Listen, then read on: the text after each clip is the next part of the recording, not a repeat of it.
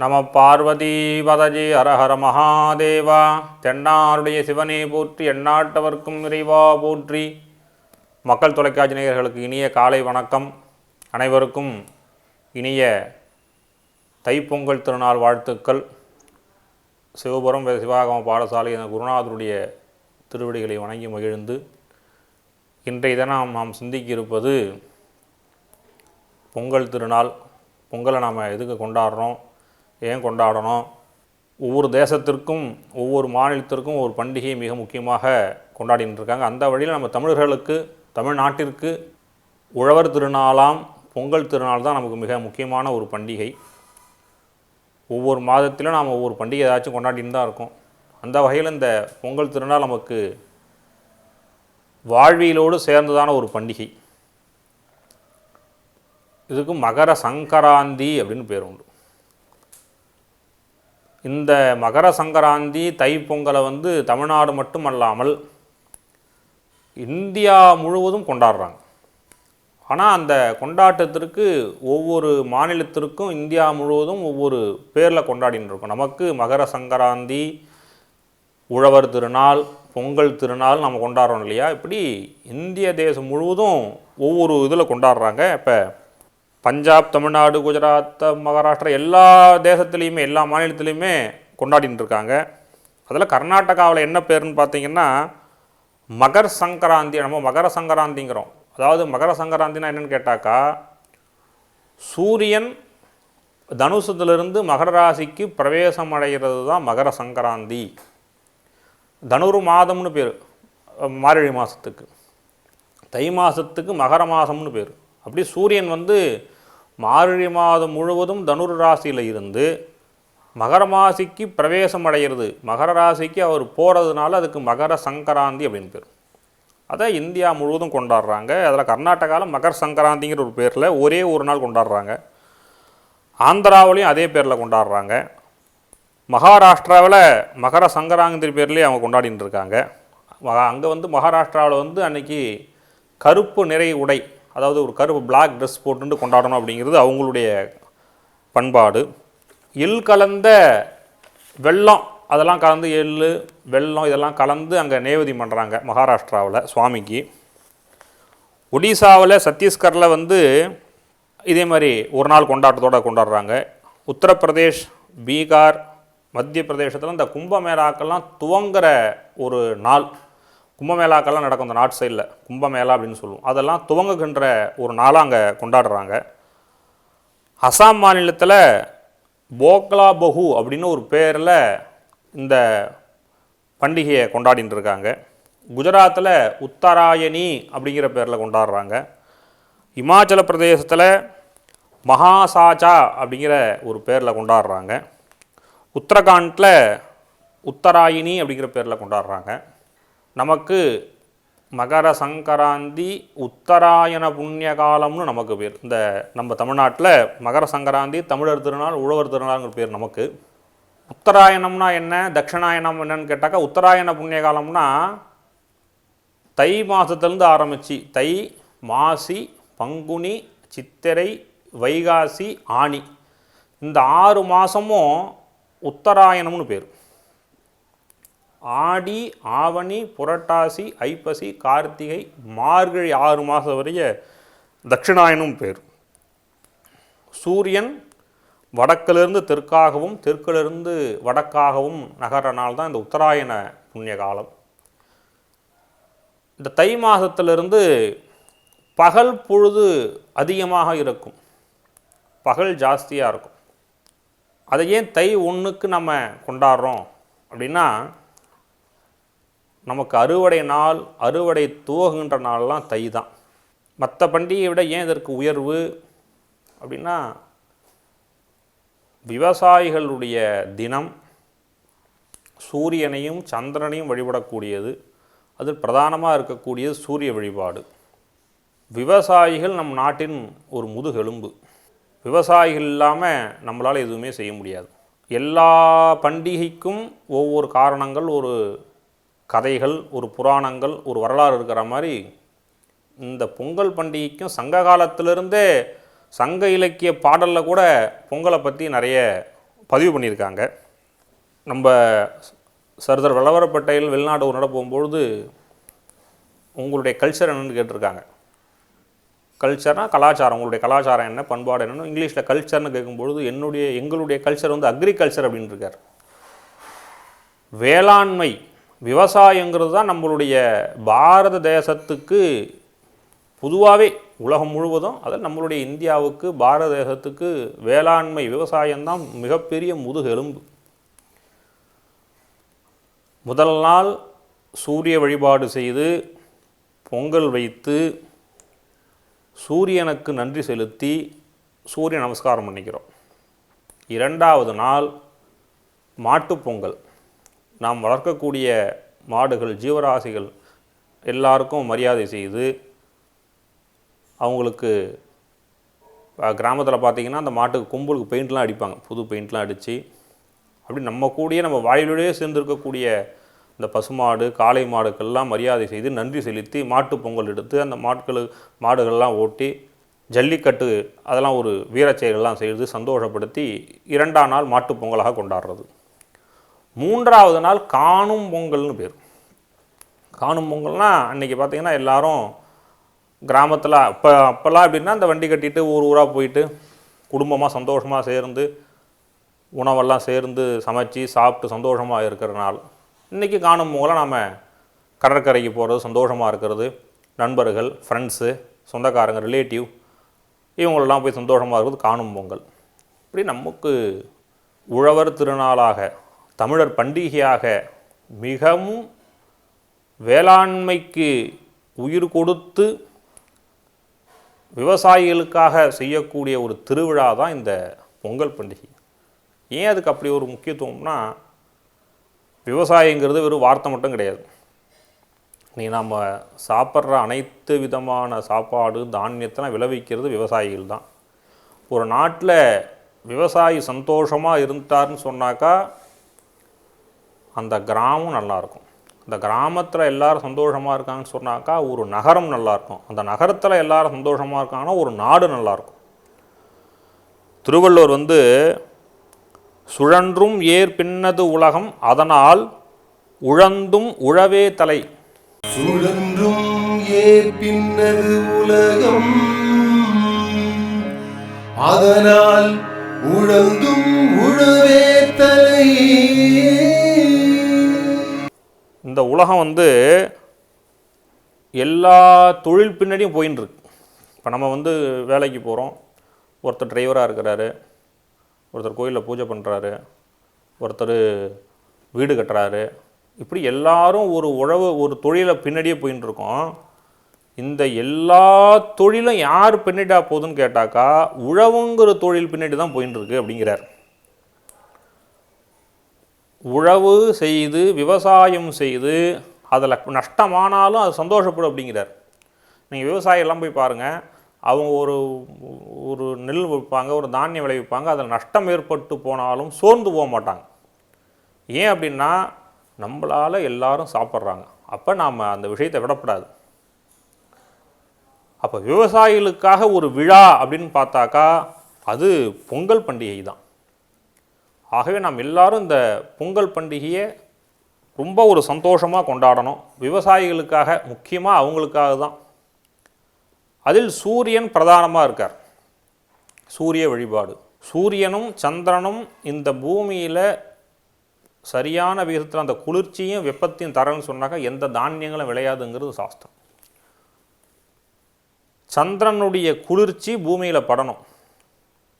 ஓஷதி அப்படின்னு பேர் தானியங்களுக்கெல்லாம். நம்ம சாப்பிட்ற நெல்லுலேருந்து ஆரம்பித்து, அரிசியிலேருந்து ஆரம்பித்து எந்த வித தானியங்கள் எல்லாம் பூமியில் நம்ம சாப்பிட்றோமோ அந்த தானியங்கள்லாம் ஓஷதி அப்படின்னு பேர். அதற்கு அதிபதி யாருன்னு கேட்டாக்கா சந்திரன். சந்திரனுடைய அந்த நிலவு, அந்த சந்திரனுடைய குளிர்ச்சி பூமியில் படும்பொழுது தானியங்கள்லாம் நல்லா வளருது. சூரியனுடைய வெப்பமும் அப்படி தான். சரியான விகிதத்தில் அந்த வெப்பம் நம்ம பூமியில் கிடைக்கணும். சூரிய சந்திரனுடைய ஒரு கூட்டு முயற்சியினுடைய வாழ்வியலோடு இருக்கிறது தான் இந்த தமிழர் பண்டிகை. இருவருக்கும் நம்ம நன்றி செலுத்துகிறோம். விவசாயங்கிறது அதுதான். நமக்கு மனுஷங்களுக்கு 3 யஜ்ஞம் உண்டு. யஜ்ஞம்னா என்ன? யாகம். என்னென்னு கேட்டால் தேவ யஜ்ஞம், ரிஷி யஜ்ஞம், மானுஷ யஜ்ஞம். தேவ யஜ்ஞம் அப்படிங்கிறது சுவாமிக்கு நீங்கள் அர்ச்சனை பண்ணுறது, பூஜை பண்ணுறது, புனஸ்காரம் பண்ணுறது தேவ யஜ்ஞம். ரிஷி யஜ்ஞம் அப்படிங்கிறது நீங்கள் முன்னோர்களுக்கெல்லாம் தர்ப்பணம் கொடுக்கறது, இது ரிஷி யஜ்ஞம். அது என்ன மானுஷ யஜ்ஞம்னு கேட்டாக்கா, ஒரு மனிதனுக்கு ஒரு மனிதன் சாப்பாடு போடுவது தான் மானுஷ யஜ்ஞம். அன்னதானம் போடுவது, சாப்பாடு போடுவது, இதற்கு பேர் மானுஷ யஜ்ஞம்னு பேர், மனுஷ யாகம்னு பேர். நீங்கள் இது செஞ்சிட்டிங்கன்னா நீங்கள் எந்த விதமான பூஜை, புனஸ்காரம், தபஸெல்லாம் பண்ண வேண்டாம். சாப்பாடு நிறைய போட்டுகிட்டே இருக்கணும். அதனால தான் அன்னதானத்தை அவ்வளோ உயர்த்தியாக சொல்லியிருக்கு. 6 வகையான சாப்பாடுங்கிறது தெரியும். அதாவது 6 வகையான சுவை தெரியும் எல்லாருக்குமே. அதில் எல்லாத்துலேயுமே உப்புன்னு முடியும். இனிப்பு, துவர்ப்பு, கார்ப்பு, கசப்பு, இனிப்பு, உப்பு, இதில் ஏன்னா உப்பு எல்லா இடத்துலையும் அளவாக இருக்கணும்னு நம்மளுடைய தமிழர்கள் பாருங்கள் எல்லாத்தையும் அந்த உப்புங்கிற வார்த்தை சேர்த்துட்டே வந்திருக்காங்க. இப்போ நம்ம சாதாரணமாக சாப்பிட்டாச்சுன்னு கேட்டால் சாப்பிட்டோம் அப்படிங்கிற இல்லையா? சுவை 6, சாப்பிடும் முறை 4. ஏன் இதெல்லாம் ஒட்டி வருதுன்னா, விவசாயத்துக்காக இந்த கதையெல்லாம் சொல்லிட்டு வரேன் உங்களுக்கு. விவசாயம் எவ்வளவு முக்கியம், ஏன் இந்த திருவிழா நம்ம எடுக்கிறோம், ஏன் இந்த பண்டிகையை கொண்டாடுறோன்னா, இதெல்லாம் தெரிஞ்சுட்டால் தான் நீங்கள் அதை கொண்டாட முடியும். நம்ம தமிழர்கள் ஒன்றும் முன்னோர்கள் சாமானியப்பட்டவர்கள் கிடையாது. என்ன 4 வகையான சாப்பாடுன்னு கேட்டாக்கா, உண்ணல், தின்னல், நக்கல், பருகல். உண்ணுவது அப்படின்னா சாப்பிட்றோம், நம்ம சாப்பாட்டை சாப்பிட்றோம். உணவை உண்ணுதல், ஒரு சாதத்தை அப்படியே மெல்ல அப்படி கடித்து சாப்பிட்றது உண்ணுதல். அடுத்து தின்னுதல். இப்போ நம்ம முறுக்கு போன்ற கடுமையாக இருக்கு இல்லையா, கடித்து சாப்பிட்றது. இதை நாம் என்ன சொல்லுவோம், முறுக்கை போய் சாப்பிட்டேன்னு யாரும் சொல்ல மாட்டாங்க, முறுக்கு தின்னுன்னு இருக்கேன் அப்படிம்பாங்க. இதெல்லாம் நம்ம கடித்து சாப்பிட்றோமோ, ரொம்ப அழுத்தமாக இருக்கோ, அதுக்கு பேர் தின்னுதல்னு பேர். அடுத்து நக்குதல்.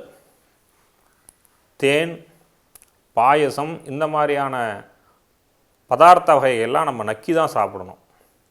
பாயசம் இன்றைக்கி டம்ளர் ஊற்றி குடிக்கிற மாதிரி ஆகிடுது. அது ரொம்ப தவறு அப்படிங்கிறாங்க பெரியவங்கள்லாம். ஏன்னா நம்ம நாக்கில் இருக்கக்கூடிய நுனி, இந்த நாக்கு நுனிக்கில் அந்த சுவை படணும் அப்படிங்கிறது. ஏன்னா அந்த நரம்பு மண்டலங்கள்லாம், இனிப்பு சுவைக்கு உண்டான நரம்பு மண்டலங்கள்லாம் நாக்கல் நுனியில் இருக்குது. ஆகவே தேன், பாயசத்தெல்லாம் நம்ம நக்கி தான் சாப்பிடணும், இலையில் ஊற்றி நக்கி தான் சாப்பிடணும். அடுத்து பருகல். பருகுவது என்னது? பாலை பருகினேன், பாலை குடிச்சேன்னு சொல்லக்கூடாது, பாலை பருகுவது, ஒரு ஜூஸ், பழரசம் பருகுவது. இப்படி 4 வகையான முறைகளில் நாம் பெரியவங்க வகுத்து வச்சுருக்காங்க. இந்த முறைப்பிரகாரம் தான் நம்ம சாப்பிட்ணும். வார்த்தைகள் எப்படி வச்சு, இது எந்த ஒரு மொழியிலும் கிடையாது. நம்ம ரொம்ப பெருமையாக சொல்லலாம். 6 வகையான உணவு, 4 வகையான சாப்பிடும் விதங்கள். இதனால தான் எல்லாருக்கும் நீங்கள் அன்னதானம் போடணும், சாப்பாடை முதன்மையாக வைக்கணும், மனுஷ யஜ்ஞம் நிறைய பண்ணணும். அதனால தான் கோயிலில், சத்திரத்தில் இப்போ பாத யாத்திரா போகிறவங்கலாம் பார்த்தீங்கன்னா நிறைய இடத்துல அன்னதானம் போட்டுகிட்டே இருக்காங்க, கோயில்களில் அன்னதானம் போட்டுகிட்டே இருக்காங்க. ஏன் இதெல்லாம் செய்கிறாங்கன்னா, ஏதோ ஒரு மனுஷ யஜ்ஞம். ஒரு மனிதனுக்கு சாப்பாடு ரொம்ப அவசியம். தனி ஒரு மனிதனுக்கு உணவில்லையே ஜெகத்தினை அழிச்சிடணும்னா பாரதி. ஒரு மனுஷனுக்கு சாப்பாடு இல்லைன்னா அப்பேற்பட்ட உலகமே தேவையில்லையே, அழிச்சிடு அப்படிங்கிறான். ஏன்னா சாப்பாடு அப்படி ஒரு முக்கியமான உணவாக கருதப்படுகிறது. ஆகாரம், உணவு, அது ஒரு மனுஷனுக்கு ரொம்ப முக்கியமான உண்டாக இருக்குது. ஆச்சார கோவைன்னு ஒரு நூல் ஔவையார் அருளியது. ஆச்சார கோவைங்கிறது நம்ம எப்படி சாப்பிட்ணும், நாம் எப்படி இருக்கணும் அப்படிங்கிற விஷயங்கள்லாம் நிறைய அதில் சொல்லியிருக்காங்க. அதில் விருந்தினர் முத்தோர் பசுசிறை பிள்ளை இவர்க்கு ஊன் கொடுத்தல்லால் உண்ணாறு என்றும் ஒழுக்கம் பிழையாதவர் அப்படிங்கிறாங்க ஔவையார். என்னடான்னு கேட்டால், விருந்தினர் முத்தோர், மூத்தோர் அதாவது ஒரு வீட்டுக்கு வர விருந்தாடி, வயசில் மூத்தவங்க, பசு, குழந்தை, இவங்களுக்கு சாப்பாடு கொடுக்காமல் நம்ம சாப்பிடக்கூடாது. எப்படி? இவங்களுக்கு யாருக்காச்சும் ஒருத்தருக்கு சாப்பாடு கொடுக்காம அப்படி இது மாதிரி சரியாக பண்ணிட்டு வர்றவங்க என்றும் ஒழுக்கம் பிழையாதவர்கள். அவங்கள மாதிரி ஒரு ஒழுக்கச்சீலர்கள் யாருமே கிடையாது, ரொம்ப ஒழுக்கமாக இருக்காங்கங்கிற ஔவையார். பசுக்கு ஏதாச்சும் ஒன்று கொடுக்கணும். ஒரு குழந்தை இருந்தால் முதல்ல நம்ம வீட்டில் ஒரு குழந்தை குழந்தைக்கு சாப்பாடை கொடுத்துட்டு நம்ம சாப்பிட்ணும். வீட்டில் பெரியவங்க இருக்காங்களா, நீங்கள் சாப்பிட்டீங்களான்னு கேட்கணும், அவங்கள சாப்பாடை வச்சுட்டு நம்ம சாப்பிட்ணும். வீட்டில் விருந்தாடி வந்திருக்காங்களா, விருந்தாடிகளுக்கு முதல்ல கொடுத்துட்டு நாம் சாப்பிட்ணும். மாத்ருதேவோ பவ, பித்ருதேவோ பவ, ஆச்சாரிய தேவோ பவ, அதிதி தேவோ பவ, மாத்ருதேவோ பவ, வேதம் சொல்லுது. மாதாவை வணங்கு, அது செய்கிறோம். பிதாவை வணங்கு, பித்ருதேவோ அப்பாவை வணங்கு. ஆச்சாரிய தேவோ பவ, குருநாதரை வணங்கு. அதிதி தேவோ பவ, அதிதினா விருந்தினன். விருந்தினருக்கு என்ன செய்யணும்? அப்பா அம்மாவுக்கு நமஸ்காரம் பண்ணுறோம், குருநாதர் நமஸ்காரம் பண்ணுறோம், விருந்தினர் நமஸ்காரம் பண்ணி எடுத்து என்ன செய்கிறோம்? போஜனம், சாப்பாடு போடுறோம். முதல்ல விருந்தினர்களுக்கு உபசரிக்கணும். சாப்பாட்டுக்கு அப்படி ஒரு முக்கியத்துவம். பசி வந்தால் 10ம் பறந்தும் போயிடும் அப்படிங்கிறாங்க.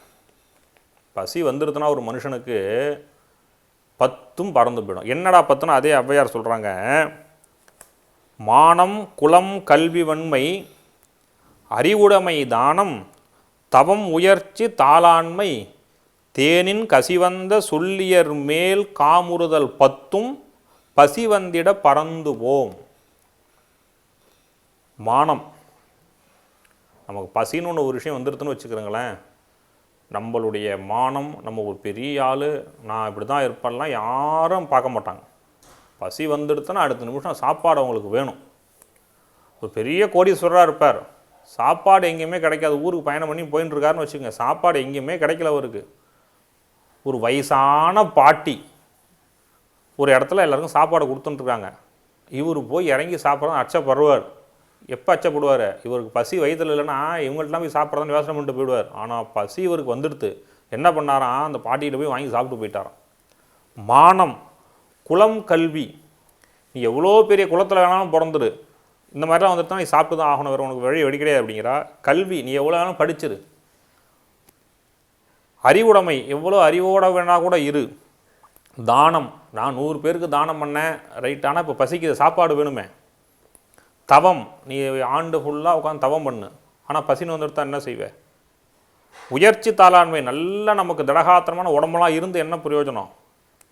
தேனின் கசிவந்த சொல்லியர் மேல் காமுறுதல், அழகான பெண் வந்து உன்னை காதலிக்கிறேன், லவ் பண்ணுறேன் அப்படின்னு சொல்லிட்டு உன் பக்கத்தில் நின்று இருந்தாலும் இந்த 10 வகையான இதெல்லாம் சொல்கிறா, இதெல்லாம் 10 வந்து நமக்கு பசி வந்துடுதுன்னு சொன்னாக்கா பறந்துவோம். இதெல்லாம் எதுவுமே தேவைப்படாது, நம்ம சாப்பாட்டில் தான் கை வைப்போம். முதல்ல அன்னம்பாளிக்கும் தில்லை சிற்றம்பலம் பொன்னம்பாளிக்கும் மேலும் இப்பூசை. அதாவது நம்ம சிதம்பரத்துக்கு போய் சுவாமி தரிசனம் பண்ணிட்டோம்னா சுவாமி என்ன கொடுக்குறாருன்னா, ஒரு மனுஷனுக்கு அடிப்படை தேவை என்ன? உண்ண உணவு, உடுக்க உடை, இருக்க இடம், இது 3 சிதம்பரத்தில் கிடைக்குங்கிறார். அப்போ முதல்ல என்ன சொல்கிறாருன்னா, உண்ண உணவு, சாப்பாடு. இன்னும் நம்ம சிதம்பரத்தில் இன்னும் நமக்கு மத்தியான அபிஷேக நேரத்தில் அங்கே மரகதலிங்கத்தை எடுத்து வச்சு அபிஷேகம் பண்ணுவாங்க. கோயிலுக்கு போனவங்களுக்கு தெரியும், அங்கே சுவாமிக்கு தினந்தோறும் அன்னாபிஷேகம் நடக்குது. நல்லா தெரிஞ்சுக்குங்க. நம்ம இந்த 12 அபிஷேகத்தை பற்றி நிறைய சிந்திச்சிருக்கோம் இந்த திருவம்பாவையில் மார்கழி மாதத்தில். அன்னாபிஷேகம் ஏன் பண்ணுறோம் சுவாமிக்கு? ஐப்பசி மாதத்தில் அன்னத்தினால சுவாமிக்கு அபிஷேகம் பண்ணுறோம்னா எல்லாருக்கும் உணவு கிடைக்கணும். அந்த அன்னாபிஷேகத்தினால சுவாமிக்கு அபிஷேகத்தை சாத்தி தரிசனம் பண்ணால் நமக்கு எல்லா விதமான சந்தோஷமும் கிடைக்கும். அனைத்து ஜீவராசிகளுக்கும் போஜனம் கிடைக்கணும், சாப்பாடு கிடைக்கணும், சந்தோஷமாக இருக்கணும். அப்போ இதுக்கு யார் முதுகெலும்பாக இருக்கிறதுன்னு கேட்டாக்கா விவசாயிகள். அந்த விவசாயத்துக்கு ஒரு திருநாள் அப்படிங்கிறது தான் உழவர் பண்டிகை, உழவர் திருநாள். நம்ம மாட்டெல்லாம் சந்தோஷமாக பூட்டி அதோட ஜல்லிக்கட்டுலாம் நம்ம கொண்டாடி காணும் பொங்கல் கடற்கரைக்கெல்லாம் போய் வெளியூருக்கெல்லாம் போய் சொந்தக்காரங்களோட சந்தோஷமாக இருந்து, இது பெரிய சந்தோஷம் இல்லையா? இது ஒரு பெரிய பண்டிகை இல்லையா? எந்த ஒரு தேசத்தில் விவசாயி சந்தோஷமாக இருக்கானோ அந்த தேசம் நல்லாயிருக்கும். இப்போ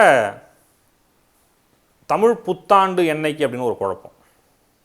நமக்கு தமிழ் புத்தாண்டு சித்திரை 1 தான்.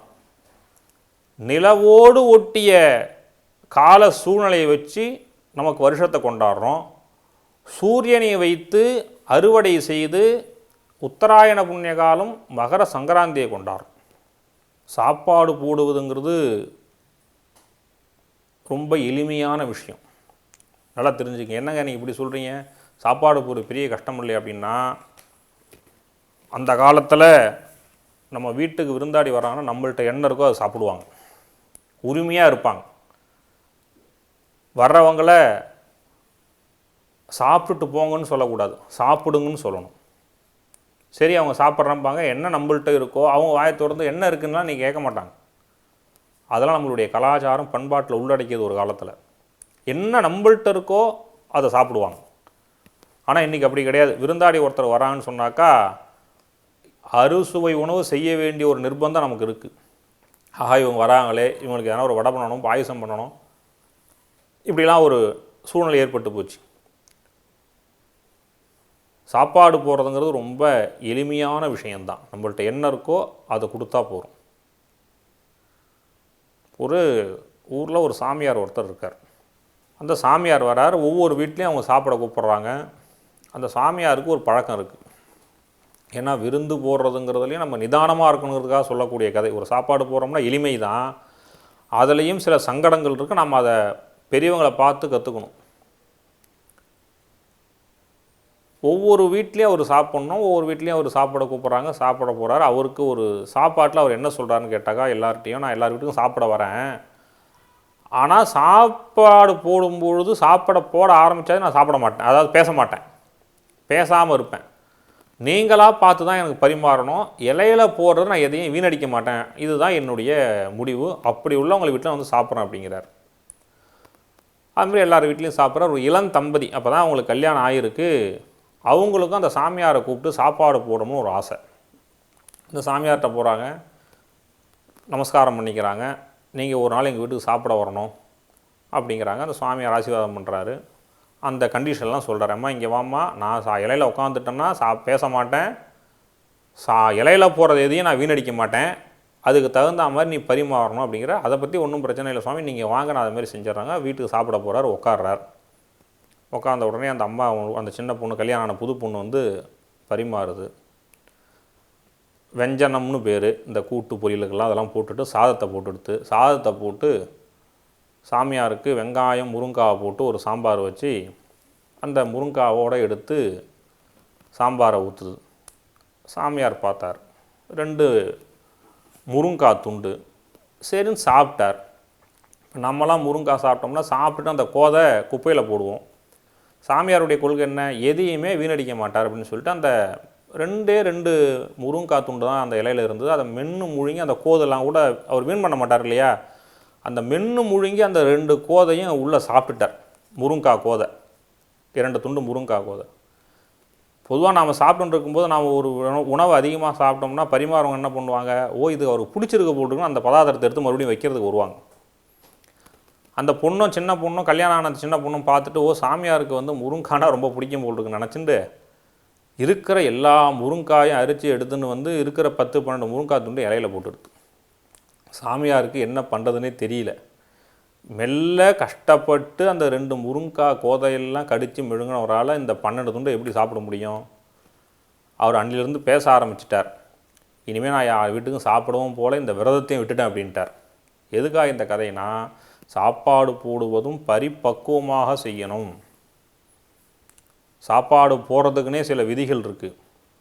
வீட்டில் முதல்ல நீங்கள் என்னடா சமைக்கணும்னு கேட்டாக்கா, சாதத்தை தான் முதல்ல வைக்கணும். இந்த உணவை, ஆகாரத்தை, எல்லா விதமான அறுசுவை உணவை நாம் வீணடிக்காமல் விவசாயத்தை காக்கணும்.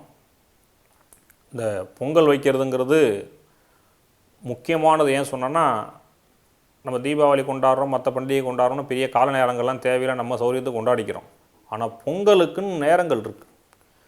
விவசாயத்தை காப்பாற்றணும், விவசாயிகளை காப்பாற்றணும் இல்லையா? அதனாலனா பொங்கல் வைப்பதுக்கு நல்ல நேரமும் பஞ்சாங்கத்திலே கொடுப்பாங்க ஒவ்வொரு வருஷமும்.